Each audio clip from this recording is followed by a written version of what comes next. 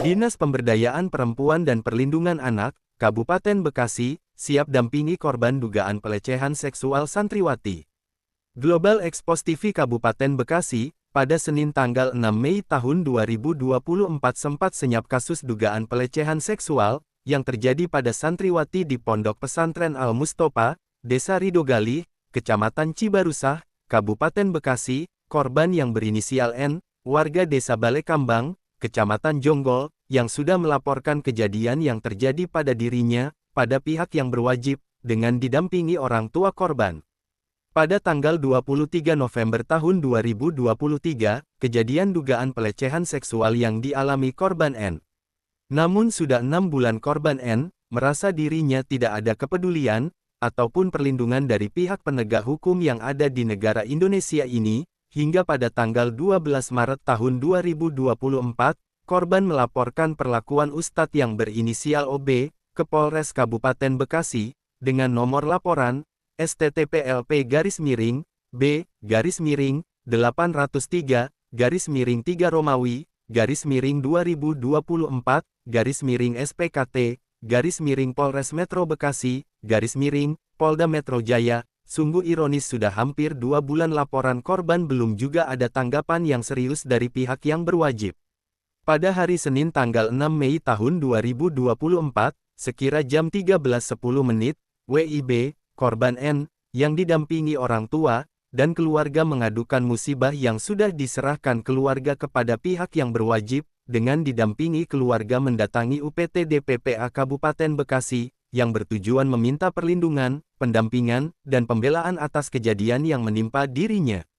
Tim awak media Global Expos TV, mempertanyakan kepada pihak UPT DPPA Kabupaten Bekasi, sudah sejauh mana kasus ini sepengetahuan dari pihak UPT DPPA Kabupaten Bekasi. Kami dari UPT DPPA baru menerima laporan dari korban N, dan keluarga, maka kami akan mendalami kasus ini, dan langsung menanyakan kejadian yang menimpa dirinya. Maka dari itu kami harus bergerak cepat, karena dari hasil wawancara dengan korban, maka ada dugaan unsur paksaan, dan jangan sampai kasus ini berlarut-larut. Untuk sementara dugaan pelecehan seksual yang terjadi pada korban N ini, ujar Al-Bukhari, selaku analisis hukum UPT DPPA Kabupaten Bekasi, kami dari UPT DPPA Kabupaten Bekasi, akan mendampingi korban N, sampai ke pengadilan, tambahnya.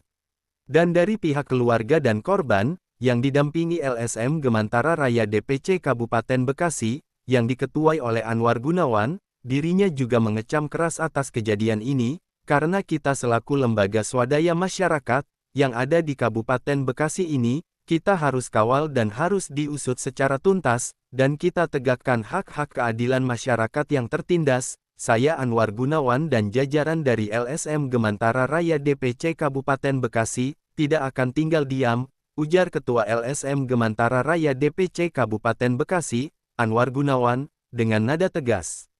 Sahabat-sahabat setia, Global Expos TV semua, yang ada dimanapun Anda berada.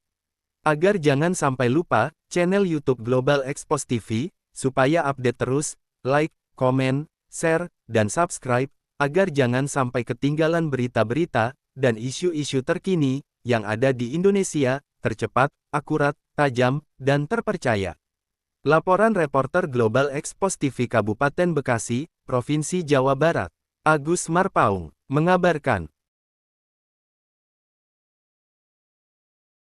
Tentu hari ini kita terima laporannya, dan kita tadi sudah memberikan penguatan kepada DPP berkaitan dengan psikolog awal, karena nanti untuk psikolog yang kedepannya surat permohonan dari kepolisian langsung kedepannya itu. Dan kita juga sudah bicara berkaitan dengan konsultasi hukum, mulai dari pendampingan nanti sampai bagaimana sih nanti. Boleh kita share nomor kita tadi UPT DPPA berkaitan dengan nanti takutnya kebingungan dari mulai proses pemanggilan, karena pemanggilan saksi sebagai korban hanya sekali doang biasanya. Tapi saya udah menginstruksikan sebaiknya tahap demi tahap ikuti, karena nanti sampai putusan bagaimana nanti koordinasikan dengan tim kami yang di pengadilan, nanti juga ada putusannya diketahui. Jadi jangan sampai masyarakat korban itu tidak tahu pelaku itu diputus berapa, kan seringkali terjadi seperti itu. Saya kadang-kadang diberitahukan. Iya, miris sekali. korban pelakunya dia ini berapa tahun, kan dia akan mengalami ketakutan juga.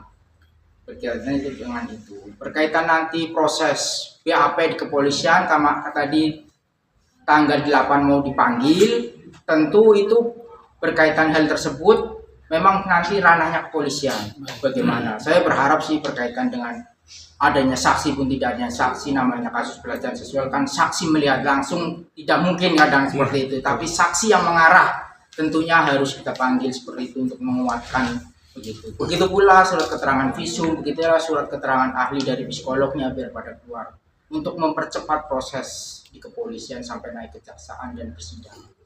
Izin Pak, nanya. Visum itu kan kasusnya mungkin ada masuk benda tubuh dan lain-lain. Betul. Ini kan penggerayangan Pak ya. Itu visumnya seperti apa ya Pak? Nah, berarti berkaitan dengan visum, berarti kemarin di visum juga ya? Cuma itu nanti ranahnya kedokteran. Biasanya dalam hal itu lebih mengarah untuk visumnya lebih, walaupun nanti ada atau tidaknya bagaimana penggerayangan atau apa, karena tadi saya tanya pakai tangan juga. Mungkin ada di situ, mungkin itu dokter yang akan memberikan penjelasan seperti itu. Yang kedua mungkin akan ditambahkan yang pelecehan seksual kan berkaitan dengan unsurnya kan tadi dia katakan bahwasanya setelah kejadian tersebut dia langsung menelpon saudaranya dan langsung pindah. Berarti unsur itu bukan pelecehan seksual antara suka sama suka, atau emang ada perbuatan tersebut yang langsung menyebabkan dia pergi. Secara psikologisnya dia langsung pergi dari tempat tersebut. Artinya kalau menurut saya sebagai orang hukum, layanan hukum ya unsur kepergian dia dari tempat itu unsur ada, memang dia takut di situ. Berarti ada unsur paksaan Pak. Iya, ada unsur Analisanya paksaan Pak. bisa yang pasal 2 yang ini